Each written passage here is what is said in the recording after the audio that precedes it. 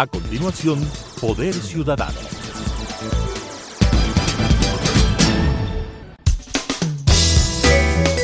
Clasificación B, bajo supervisión de un adulto.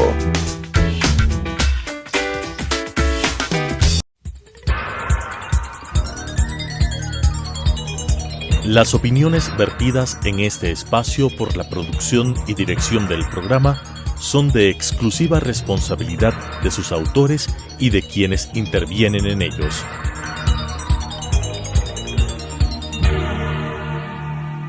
Telesucesos Canal 29 UHF presenta Poder Ciudadano, una ventana construida desde la visión plural ciudadana para la expresión de sus anhelos, demandas y aspiraciones, con la conducción del doctor Patricio Picón.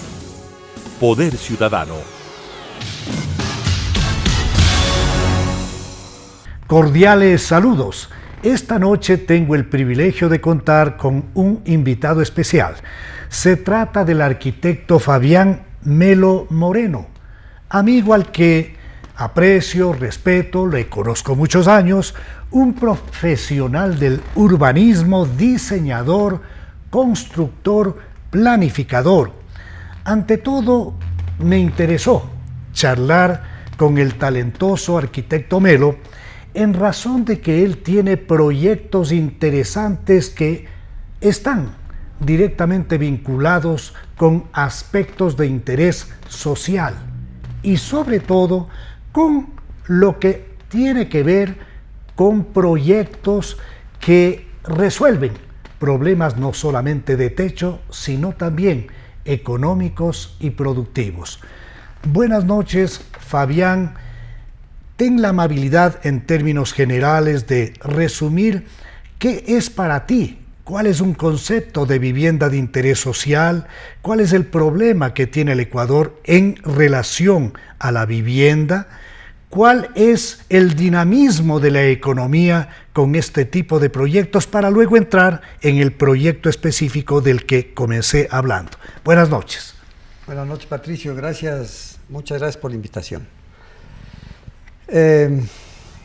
Yo me gradué en el año 1976, hace ya 46 años. En la Universidad Central del Ecuador, ¿ya? Todo el tiempo fui diseñador y constructor de viviendas unifamiliares fundamentalmente. Hice unos 2 o 3 edificios pequeños y tuve la oportunidad de colaborar en el gobierno provincial de Pichincha con Gustavo Baroja en un área apasionante que es la vivienda social. Cuando hablas de vivienda social tienes que entender a la pobreza como tal.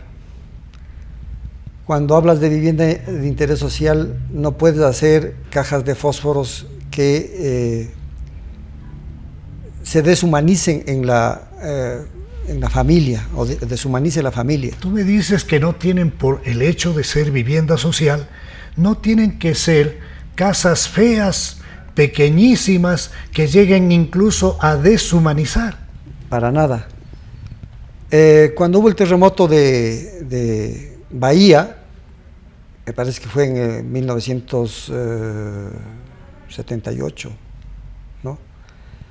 Ahí yo acuñé una frase ante grandes empresarios de Quito, porque los empresarios de Quito tenían sus departamentos en Bahía y querían ayudar, que la gente pobre también necesita una vivienda digna, ¿no? Vivienda digna entendiéndose para que sea confortable para su núcleo familiar. Y su desarrollo. Y su desarrollo. Y de ahí comencé a desarrollar una serie de ideas que sustenten esta afirmación. Desgraciadamente los presupuestos para viviendas son sumamente escasos. Nosotros pudimos construir cerca de 800 viviendas en el Consejo Provincial, en cerca de 14 parroquias rurales, ¿no? Viviendas con $5,000, que era el bono de la vivienda. Hicimos convenios con los GAFs parroquiales para que ellos nos provean de los agregados, o sea, la arena, el ripio y con eso poder nosotros solventar el tema. Y entregábamos casas, obviamente de 2 dormitorios, porque no podíamos más con $5,000. Esto fue hace unos 8 o 10 años. Entonces, pretendíamos hacer una vivienda digna en los terrenos de los propietarios. ¿No? Entiendo. Era el costo de la vivienda. De la vivienda. Únicamente. No podían hacer más que unidades de vivienda de 2 dormitorios. Así es. Pero lograste adecentar, perdón, tal vez utilizo mal el término, el concepto y la planificación de vivienda de ese tamaño. Claro, porque entregábamos con azulejos en el baño, con piezas sanitarias en el baño, con un mesón de cocina, con puertas, etcétera. ¿Y el diseño y pintadas. como tal? El diseño no hay mucho donde irse en viviendas tan pequeñitas porque tenían 56 metros. Ya. ¿No? Entonces no hay mucho donde irse en diseño, ¿verdad? Tuve la oportunidad también de desarrollar proyectos ya grandes de 500 viviendas en conjuntos habitacionales para el gobierno de Moreno en la empresa pública Casa para Todos. Ya. O sea, ¿ese proyecto se desarrolló, se ejecutó? Se desarrollaron varios proyectos. Ya. Uno, el más importante, por ejemplo, es el de Esmeraldas, que se diseñó en mi gestión, que tenían como 540 viviendas, en la que incluí, por ejemplo, la caña guadúa como parte fundamental de las áreas comunales. Los emprendimientos y la casa comunal fueron hechas con caña guadúa. Desgraciadamente esto me ha dado la visión de que la gente pobre no puede vivir en conjuntos habitacionales por una serie de razones. Una de las fundamentales razones es porque la gente pobre no puede pagar la demanda que tiene el servicio de la luz, por ejemplo, el servicio del agua. Son tan pobres que no pueden pagar y vienen y se les cortan porque los servicios de agua y luz son privados. Pero si es que viven en un conjunto habitacional o en casas o en viviendas unifamiliares, igual tienen que pagar servicios. Sí, pero es más fácil porque en su vivienda individual tienen su chacra. Ya vamos entonces al tema en el que vamos a proyectar un tipo de vivienda con seguridad económica, en definitiva, vivienda sustentable productiva. Ya vamos a eso. Claro. ¿Cuántas viviendas desarrollaste en Esmeraldas? 540 viviendas en 2 etapas. ¿De qué dimensión? 57 metros, 3 dormitorios. ¿Y cuánto costaban? A ver, nosotros hacíamos un contrato con privados, ¿no es cierto? Y pagábamos cerca de $20,000 por vivienda, aproximadamente. Eso implicaba 500, eran contratos de 10 millones, 7 millones de dólares. Estamos hablando de vivienda con terreno, porque en el ejemplo anterior tú hablabas de solo vivienda con el terreno del propietario, porque ahí hay una diferencia. Esto es en terreno del Estado. Ya. El tema es que cuando hace servicio no puede haber lucro.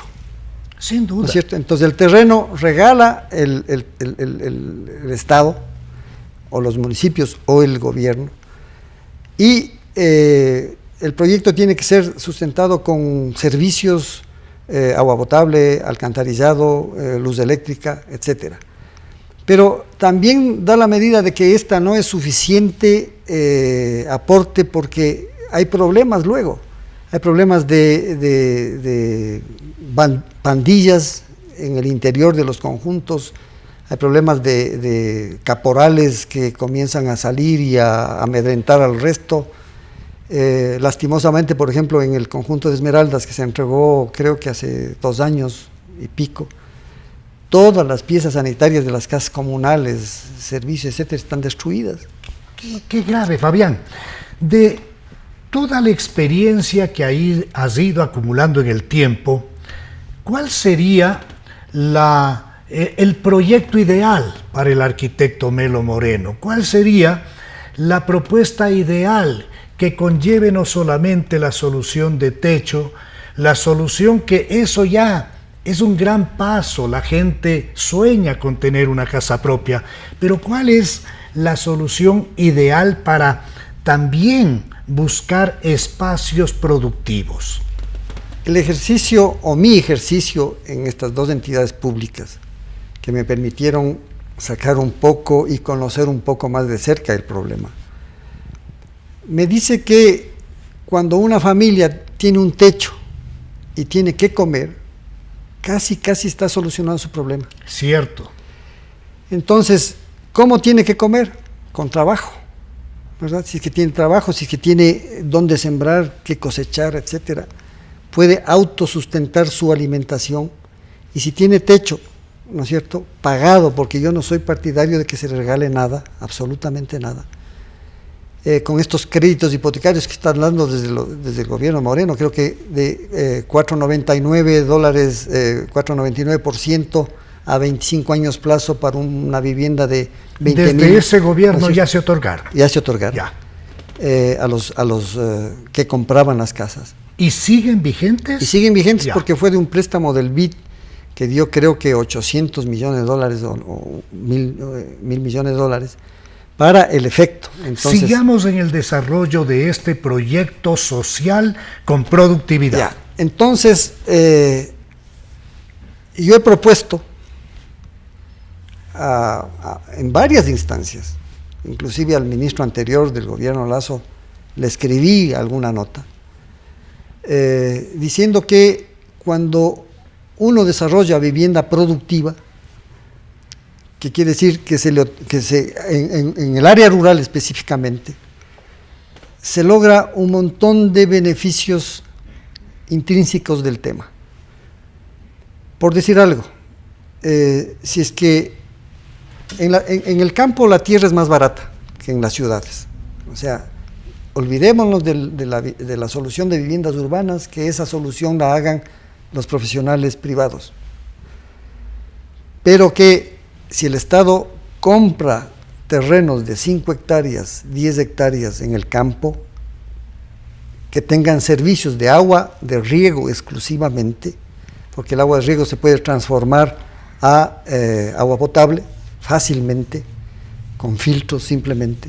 Uh-huh. Entonces, que tenga agua, y se desarrolla ahí un conjunto habitacional de 40 familias o 50 familias en 5.000, 6.000 metros cuadrados, y el resto del terreno se hace un proyecto productivo, una empresa productiva que trae beneficios como eliminar la migración del campo-ciudad, que es uno de los tormentos de las grandes ciudades, no peyorativamente, pero a las grandes ciudades le hacinan esa migración irreflexiva, irracional. Es que es gente que no tiene ningún futuro. No tiene ninguno. Ninguna posibilidad de avanzar en el campo, entonces tiene que salir a las grandes urbes. Pero descubro que con tu propuesta la idea es más bien que la gente regrese al campo con un proyecto productivo y con techo. A ver, la idea es generar vivienda con crédito hipotecario, Uh-huh. para que pague el propio beneficiario de esa vivienda, la propia familia. Segundo, cuando generas tú un proyecto productivo en el resto del terreno, das trabajo a la misma familia y tienes cómo pagar el préstamo hipotecario. Ahí es donde entra el Estado para ayudar a la gente, que la producción que están haciendo sea vendible. Entonces el Estado tiene que formar centros de acopio para que esa producción sea vendida en los centros de acopio y que el campesino no tenga que vender a través de intermediarios. Es muy interesante el proyecto que nos presenta de manera muy sintética el arquitecto Fabián Melo. Yo soy uno de los convencidos, Fabián, que el Ecuador tendrá futuro si es que somos capaces de revitalizar al campo, al sector primario de la economía. He venido planteando desde hace rato la necesidad de que se ejecute un proyecto rural integral que implique salud, educación, vivienda, vialidad, saneamiento ambiental, asistencia técnica y financiera. Y en este tipo de programas calza perfectamente la propuesta que nos está resumiendo el arquitecto Melo, porque se trata de un concepto diferente de vivienda social que incluye una unidad productiva, de lo que entiendo entre 5, 6, 10 hectáreas en el campo. Se construyen 40, 60, 80 viviendas y se deja un espacio grande para que funcione la productividad vía asociatividad. Tenemos muchos ejemplos en el Ecuador, ejemplos de éxito, como es el caso del Salinerito, para hablar de uno en la provincia de Bolívar, que ahora incluso está exportando productos. ¿Por qué no tener este tipo de unidades productivas donde el productor directamente pueda sacar al mercado y al consumidor estos productos y tengamos más bien una rueda positiva de la economía que permita reactivar el campo? ¿Qué otras ventajas tiene este proyecto, Fabián? Galo Plaza inició eso en Zuleta, más o menos. Recuérdanos cómo fue eso. Que Galo Plaza era dueño de una gran hacienda ¿Cómo y no? En vez de hacer minifundios, hizo vivienda, les motivó a las personas que trabajaban ahí y les hizo hacer su propio negocio. Ahora Zuleta, las mujeres de Zuleta son, digamos, exportan toda su producción, venden en todas partes unos camisas bordadas, etcétera, etcétera. Y es famosa. De alta calidad y belleza. Así es, iniciada por Galo Plaza.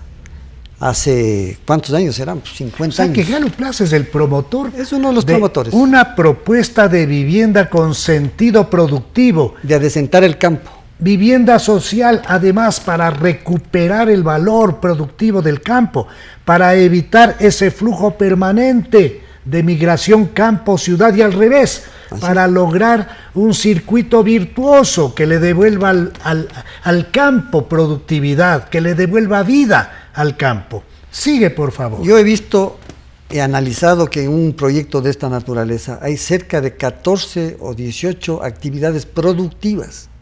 ¿Las puedes enumerar? A ver, primero el sacar plantas de lo que se va a plantar, plántulas, las plántulas, las semillas que se siembran, es una actividad. La siembra, la cosecha, el mantenimiento de las instalaciones de riego, el riego, ¿no es cierto? La poda, el acopio, el transporte, la venta. Si hay 40 familias, probablemente hay 40 niños, la educación, una persona que les haga vestido, otra persona que les haga el pelo, ¿no es cierto? O sea, es una comunidad productiva completa. Son microciudades. ¿No? Microciudades. Autosustentables que generan actividades económicas de diversa naturaleza. Pero más que eso, hay la seguridad alimentaria, porque se producirá sano. Hay el reciclaje, ¿no es cierto? Hay el compost. O sea, toda la producción será sana. Y además, en esas 5.000, 6.000 metros donde se asienta la vivienda, hay huertos comunitarios. Huertos comunitarios que sirven para la alimentación, porque una cosa es producir, por ejemplo, voy a producir maíz, ¿no es cierto? Y hago cualquier cosa con el maíz y siembro las 7 hectáreas de maíz. No sé, estoy diciendo con suma ignorancia en el tema agrícola, porque eso tienen que ser expertos dependiendo de la calidad del suelo. Con proyectos específicos de acuerdo al sitio, ¿no es cierto? Pero no pueden comer todos los días maíz, entonces el autosustento viene que en una partecita del Debe terreno. haber un huerto comunitario. Huerto comunitario donde se siembre lechugas, se crezcan pollos que crecen en 7 semanas para el consumo, huevos que ponen a partir de eso, cuyes, tilapias, para que puedan alimentarse sanamente, y ahí también se quita esto que está de moda, que es la desnutrición crónica infantil. ¿Cómo no? Este es uno de los elementos más importantes que me quería referir, porque eso apunta a eliminar la desnutrición crónica infantil. Y además, este es un proyecto, Fabián, que indudablemente también puede topar aspectos de desarrollo turístico. Ya. Cuando uno se piensa en eso, digamos, el atractivo de esa comunidad que está activada, digamos, va a ser visitada por gente de afuera para ver cómo funciona. Lo mismo que se hace con el salinerito. La gente va a ver cómo trabaja esa gente. Y a comprar. Y a comprar, obviamente. Entonces, el saber que hay productos sanos en una comunidad es súper beneficioso para la gente que va a visitarles. Incluso si es que se orienta para una producción orgánica, sería algo fabuloso porque eso le da un valor adicional al producto. Yo no conozco, Patricio, pero estoy muy informado de los famosos kibbutz en Israel, que son comunidades de vivienda y producción y que producen hasta chips para computadora. ¿Cómo no? ¿No es cierto? En Santa Elena, por ejemplo, que hay cerca de 100 comunas, cuando yo estaba ejerciendo esas funciones, me daban los terrenos para hacer proyectos ahí. Santa Elena no es muy productivo como tal, es pesquero, pero se pueden hacer centros pesqueros, ¿no es cierto?, con la misma intencionalidad. Muy interesante. ¿No? Yo quiero comentarle al arquitecto Fabián Melo Moreno y a los amigos que tienen la gentileza de brindarnos su compañía, que tuve una conversación gratísima con la actual ministra de Vivienda y Desarrollo Urbano, una arquitecta joven de gran talento y ejecutorias, María Gabriela Aguilera Jaramillo. Y María Gabriela me hizo saber que ella tiene un proyecto de similares características de las que esta noche nos ha detallado mi invitado. Entonces es necesario aunar esfuerzos privados y públicos para que exista la suficiente canalización y voluntad política para ejecutar este tipo de programas, porque si es que no hay esa voluntad política y el suficiente cuidado de diseñar programas sustentados, estos pueden fracasar.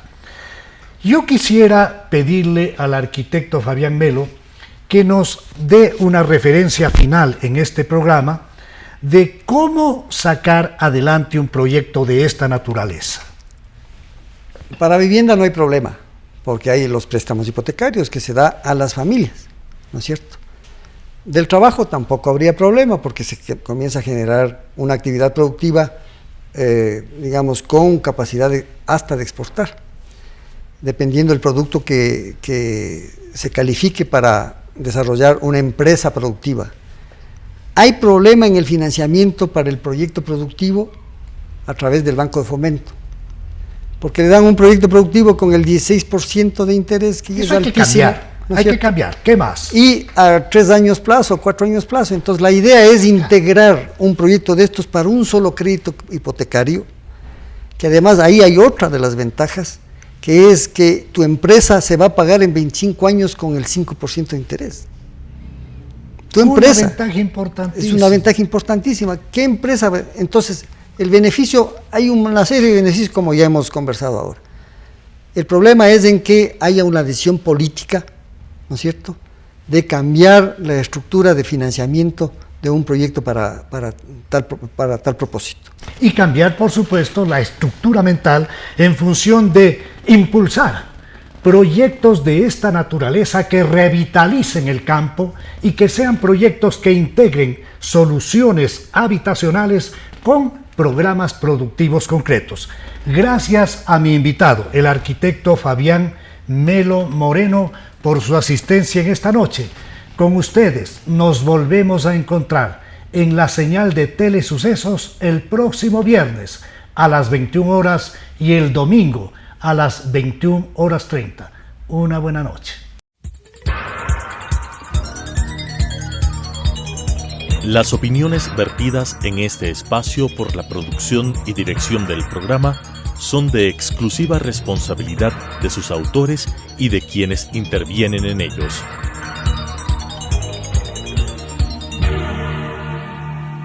Telesucesos Canal 29 UHF presentó Poder Ciudadano, una ventana construida desde la visión plural ciudadana para la expresión de sus anhelos, demandas y aspiraciones, con la conducción del doctor Patricio Picón. Poder Ciudadano,